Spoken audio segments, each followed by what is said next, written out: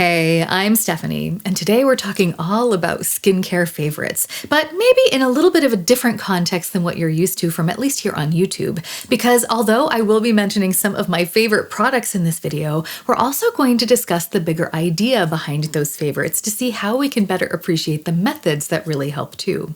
Because I am learning that even though products can definitely solve specific problems, sometimes we don't necessarily need something new, we just need to use what we already have more often or in different ways. So whether you're looking for specific product recommendations or just ways to enjoy the things that you already have more, or maybe put them to use in ways that you hadn't thought of before, this video is marked with timestamps so that you can find whatever you need. For context, I really enjoy luxury beauty, whether that's fancy makeup or skincare or tools, and I suspect that one of the reasons behind my luxury beauty habit is because I came from a history of not being able to afford nice things. So once I was able to, I went a little overboard. I have a whole video about it here if you want to see what I mean. But now I'm trying to find balance. I still enjoy shopping and newness, but I also want to make sure that I'm giving myself enough time and space to deeply appreciate what I already have. Because I realized that I miss that feeling I used to get when I bought something special, back when I would choose just one item and save up for it, and by the time I finally got it home, it became something to really treasure. So I've been living what I call the Adagio mindset for the past couple of years, slowing down the pace of my purchasing so that I can buy less to enjoy more. And I call it that because in music, and I am a musician, Adagio is the word that we use to indicate that a piece should be played slowly and with feeling. And part of the way that I do that with my things is by building habits around using them more often or in different ways. So as I mention my current favorites, I hope that it will inspire you to think about what your current favorites are and how you can more deeply enjoy those too. Please feel free to share your favorites and how you use them in the comments. Before we dive in, all of the products and ideas will be listed in the show notes in case you want the Cliff's Notes format. And I should also mention that some of what I share today connects to a bigger project that I'll be working on this year, my great Skinvestigation, which is a year-long series where I'm methodically testing whether my favorite skincare products deserve to keep that title. So if that sounds interesting, stick around because we're going to get into that. Now, here's some context that will be important for this favorites video. Aging is often poo-pooed in the beauty world because it's associated with things like wrinkles, loss of firmness, and all the plump goodness of youth. And although it can truly be bittersweet to watch the things of youth fade, I am finding that age is bringing me a lot of gifts when it comes to my skin too. And if you want to see an example of how it's affecting my makeup, then you can check out this video here, which I'll also link in the show notes. But when it comes to skincare, it has given me some very valuable gifts too. And the biggest one has been that my skin much more clearly reflects the state of my health now. And here's what I mean. Back when I was in my 20s and 30s, I feel like I could get away with jet lag, irregular hydration, and eating foods that weren't necessarily the best match for my needs. And my skin always looked pretty much the same, plump and smooth and even, and I would only really pay attention to it when I got the occasional blemish. Fast forward to my 40s, and my skin lets me know the instant I make a choice that isn't ideal for my health. It has become a great barometer, teaching me what my body needs and when I need it. For example, sleep. I used to be an elite, Olympic level sleeper. I could fall asleep before my head even hit the pillow, anywhere. On planes, trains, buses, boats, even floors. And as a traveler who has been stranded at several airports, that talent has come in really handy. So if I was jet lagged or on a busy schedule that didn't allow much sleep, other than the fact that I yawned a lot more than normal, you would never have known that I was sleep deprived just by looking at me. And I barely noticed myself because as soon as my schedule allowed, I would just go back to sleeping like a baby. But once I entered my 40s, I started to struggle sleeping through the night. So now, even when I'm not traveling and I have a lot of time to sleep, it has become difficult for me. And I can tell I've had a rough night the instant I look in the mirror in the morning. My circles are even darker, my face looks drawn and dull, and sometimes I even get puffiness around my eyes now. And this is a totally new phenomenon for me. So one of the things I've realized is that I have to take much better care of my sleep hygiene now if I want my skin to look decent. I used to joke about getting my beauty sleep, but beauty sleep has become a real real thing for me. So all of the things I used to be able to get away with ignoring, like keeping a consistent bedtime or eating way too late at night, my body just won't let me do those things anymore. The basics that used to feel optional have now become non-negotiable, and my skin will absolutely let me know if I cheat. But even if I do things perfectly, that doesn't mean that my midlife body is able to fall asleep, because I find it increasingly difficult to get comfortable due to things like frozen shoulder. And one day, I even managed to end up in the hospital just because I slept wrong. It is amazing how easily I can catastrophically injure myself nowadays. So in addition to building my sleep hygiene, I have also gradually built a stack of pillows that keeps this newly fragile body in a safe, comfortable position that not only gives me a much higher chance of sleeping comfortably through the night, but it also helps my skin look better in the morning. The first pillow in my tower of slumber is my MEDCLINE Reflux Relief System. It's a wedge pillow that lifts the top half of my body up, which relieves pressure on my shoulder and also helps fluid from my face drain downward overnight, in addition to helping with reflux. This is the one and only product that I have ever called life-changing on this channel because it finally allowed me to sleep on my side pain-free. As a lifelong side sleeper, finally being able to sleep on my side again felt like heaven. So I never want to sleep without that again. In fact, I even bought myself a second one because I am traveling between two locations pretty frequently now, and I wanted to have it in both places. And the fact that I bought two $250 pillows really speaks to how precious my sleep has become to me. But if the MEDCLINE wedge sounds like something you might want to try, just be forewarned. I needed a pretty long adjustment period before my body got used to it. Those several weeks were a great investment. It's really worth it, but it was really tough going there for a while. Luckily, MEDCLINE also makes a similar pillow, their shoulder relief pillow version, I think, that has a lower angle, and that might be easier for some people to get used to that. If you want to hear any more of my thoughts about the MEDCLINE wedge, I have a whole review video which I'll post here and in the show notes. So that's the foundation, but the luxury icing atop my tower of slumber is my Sleep and Glow Omnia pillow. And I'm gonna flag this now because this next part of the video is sponsored by Sleep and Glow. But here's the thing, I would have been talking about this pillow anyway. I have already talked about it for free several times on my channel, and I even liked it enough to request a second pillow so that I would never have to be without it when I travel between locations. So, time to bring out the big guns. Hello, I'm Sponsorship Stephanie, and do I have something slumberlicious for you? It's a foam taco for your visage, otherwise known as the Omnia pillow from Sleep and Glow. This headrest is designed to prevent facial smooshing, which, yes, is the technical term, because this smooshing can create sleep wrinkles, which, over the long term, can settle into the face and deepen lines. The Omnia prevents this with a cradle cut into the foam. Your cheek just kind of comfortably hovers there, completely unbothered by the pillow underneath. It has been a truly comfortable sleeping experience for me, and over time I even feel like my crow's feet and 11s have relaxed a bit. And I have even noticed this as a sleep dancer. Because in my opinion, this pillow is potentially an ideal solution for peaceful side sleepers who want to reduce puffiness and cumulative sleep wrinkling over the years that can come from the pressure of pillows on the face. Sleep dancers like me won't get quite as many of the benefits because we spend so much time in movement. And in all of my nocturnal choreography, I somehow managed to faceplant into this pillow some nights.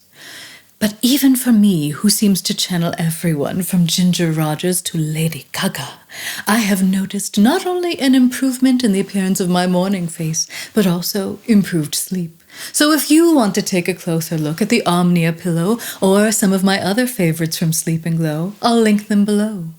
We now return you to your regularly scheduled, completely unsponsored, and if we're honest, slightly less refined Stephanie. Ta-ta! Thanks. Pillows are, of course, a very personal preference. Some people like firm foam pillows, others prefer squishy down pillows, but I have yet to meet anyone who dislikes a good silk pillowcase. I've been using silk pillowcases for years, first on my lamb's wool pillow, and then I just used those very same pillowcases on my Omnia pillow once I started sleeping with that. I really like silk because I feel like my hair experiences less breakage and my skin feels much happier with that material.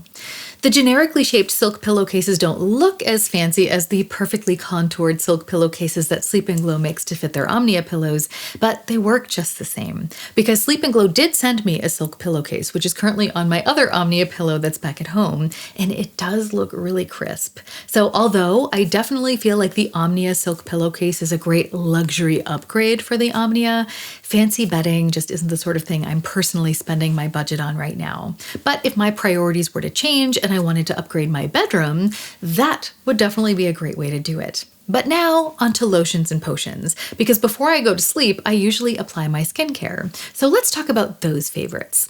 First and foremost, the most effective thing, hands down, is simply taking the time to regularly use my skincare. I could have the most effective products in the world, but if I don't take the time to use them regularly, my skin won't benefit from any of them. So my first favorite is making a morning and evening ritual for myself.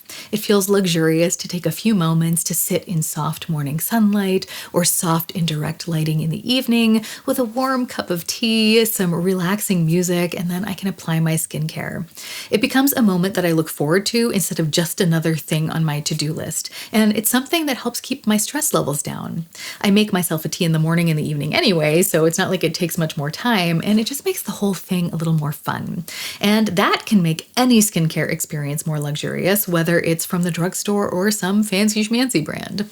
So with that in mind, let's talk about the specific products that have earned a place in that ritual for me.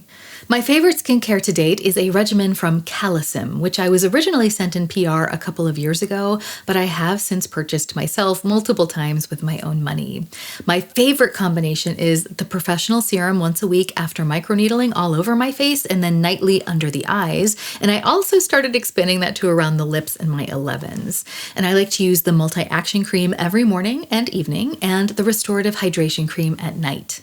I have tried each of the three on their own, and they are good that way too, but I feel like the combination of the three gives me the best results when it comes to texture, glow, redness reduction, and firmness. But I haven't actually been using that regimen lately because I am doing my great Skinvestigation this year, and I wanted to reset my skin to a clean baseline before I start testing. I already did a fully methodical test of Calecim a couple of years ago, and I saw definitive results, which is why I keep buying it. So I don't feel the need to necessarily retest it. I just needed to step away from it temporarily, and I will link that original review in the show notes if you want to check out the difference that it made in my skin during that test. But I have to say, I am really eager to add Calecim back into my skincare because even though I do see a clear difference when I do things like eat fewer processed foods, drink enough water, and get enough exercise, I feel like great skincare can take those results to the next level. I finally get to start using it again in March when I will be testing that favorite Calecim regimen against another more affordable regimen with similar claims and ingredients. And that way we can see if Calecim's high price point really is worth it. So if you want to follow my test this year, make sure to subscribe and leave a thinking emoji for me in the comments. My enthusiasm about getting back to using my favorites is actually one of the reasons that I'm doing this video now at the very beginning of my Great Skinvestigation playlist, because I want to document what my favorites are at the beginning of all this testing so that I can see if there are any changes once the results start rolling in. So if you want to find out more about my year-long skincare testing extravaganza, you can check out the intro video to that project here and in the show notes to learn more about the how and why behind it all. So Calecim is my favorite fancy schmancy skincare to date by far, but it's also the only fancy schmancy skincare that I've ever methodically tested like that. So I'd actually be interested to see how some of the other standout skincare I've enjoyed over the years would hold up to tests like that. So if you'd like to see a video about the skincare that has impressed me over the years but is yet untested, then leave a flower emoji for me in the comments.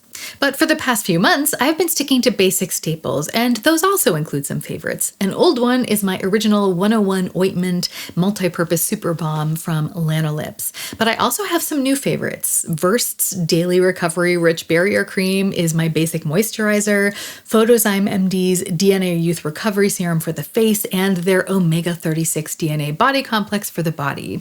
So let's touch on why. I'm not going to go into a deep dive of why I like each of those today, just because I literally did that in my last video where I laid my base routine for the Great Skinvestigation. But the short version is that these are my favorites, and that's exactly why they made it into the core of my routine for my skincare testing. The first favorite on that list is the Lanolips Super Balm, which isn't sexy, but it is an absolute workhorse. It's been in my kit for years, and as you can see, it's almost empty. It just works. On my lips, under my eyes overnight, you name it. If you do tend to get milia under your eyes, the slugging tip might not be worth it for you, but for me, this is a keeper. The Verst Rich Barrier Cream is a simple but effective moisturizer, and I say that as someone with rosacea and oily combination skin, so it is not easy to impress me.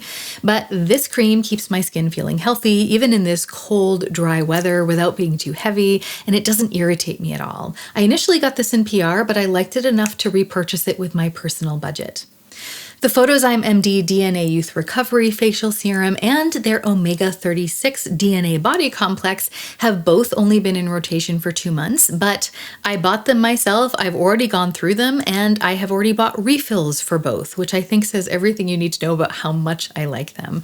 I will be doing a dedicated video on Photozyme and DNA repair enzyme technology once my testing wraps up at the end of the month, because this is one product that I really wish I had found sooner. So send me a sunshine emoji in the comments if you're excited to watch that. Sunscreen has also been an integral part of my skincare routine for decades now, but I don't really have a true favorite here yet. I really love the way the St. Jean's Pore Smoothing Face Sunscreen looks on its own and under makeup, and I really like the way it applies, but I'm trying to remove fragrance from my skincare since perimenopause put my rosacea into high gear. And as much as I truly enjoy that sunscreen, it does have fragrance in it. It would be my favorite if it didn't have perfume though. Since it does smell, I am currently testing a couple of other fragrance-free mineral sunscreens that initially seem very nice, but I just haven't had the headspace to really get into the nitty-gritty of testing them yet. So I haven't decided if either of them is worthy of being called a favorite just yet. But creams and serums aren't the only favorites worth paying attention to. Some of my most loved skincare doesn't consist of lotions or potions at all. I love gadgets, so I have a bunch of different skincare tools. Microcurrent, red light, at-home lasers, electroporation thingamabobs, and radio frequency doohickeys, all of which I bought myself over the years. But if I had to pick my very favorites out of the bunch, it would probably be red light therapy and my mirror lasers. I bought the OmniLux face mask and the neck and chest bib years ago, and even though I sometimes go through phases where I don't use them as much when things get hectic, I keep coming back to them. And the reason I keep coming back is that the difference is genuinely noticeable. The clearest thing for me is that it keeps an eczema patch on my face at bay, which if you caught yesterday's video, you know has been a bit of a thing. But beyond that, on the days when I'm using it consistently, my skin just looks clearer and glowier and firmer. It's one of those tools where you don't always notice it while you're using it because the changes gradually appear over the course of months, but you definitely notice when you stop using it. Dermatologists have trusted OmniLux for in-office equipment for years, which is why I originally chose them, and I still think that they're a great choice. That said, when I first bought mine, there weren't nearly as many options on the market as there are now. So if you are shopping for one nowadays, it's definitely worth doing a bit of a comparison. So I'll link a few that I think are worth looking at in the show notes because the landscape has changed a lot since I first bought mine. My other favorite device, which I bought myself and then even repurchased when I broke my old one by dropping it not once, not twice, not thrice, but 4 times, is the NeuroLaser. I did a test of this myself before I even had a YouTube channel, and that test convinced me, and the results have been really specific for me. I've seen a clear difference in my under eye lines, my lip lines, and my 11s, and those are the areas where I noticed the shift most, and it's the kind of change that made me want to buy a new one the moment the old one gave up the ghost, and that's what I am holding here. So I will be doing another before and after test over the course of my Great Skinvestigation, and I'll definitely be sharing those results.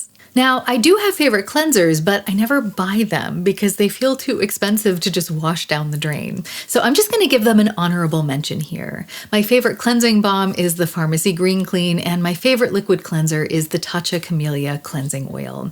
Both feel like luxury cleansing experiences to me, and if I ever make it big, maybe I'll splurge on them regularly. But for now, I would rather put my skincare budget into more active members of the team.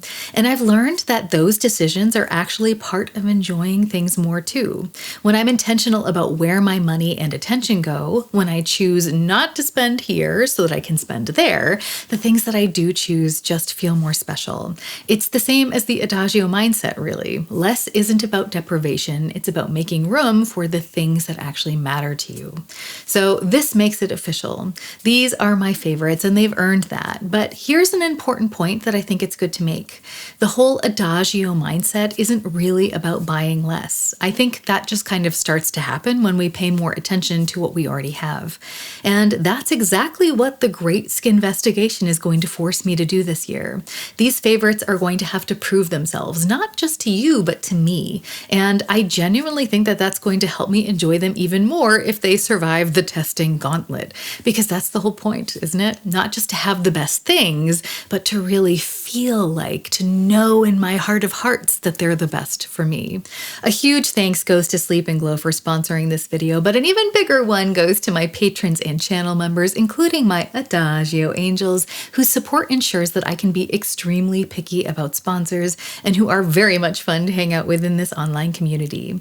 If you enjoy videos that take as much joy in old favorites as in new products and that offer nuanced reviews and opinions about popular products, make sure to like, comment, subscribe, and check out this video here. Thanks for watching. I hope we can all remember that even stumbling is a form of moving forward. So let's stumble in style.